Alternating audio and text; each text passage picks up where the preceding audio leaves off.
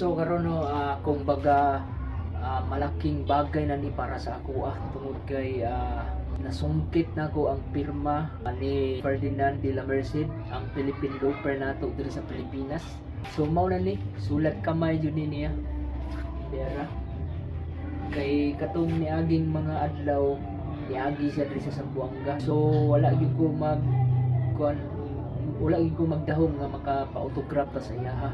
So mao na ni karon ang iyang sign, iyang pirma kay nagpa-autograph ko sa iya.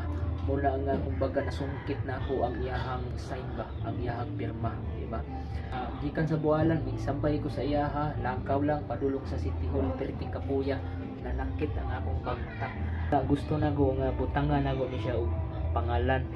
Ibutang na ko diri Philippine Looper Ferdinand de la Merced para mailhan ba nga iyaha jud ning kuan, iyaha jud ning right. Sulat kamay jud niya, no?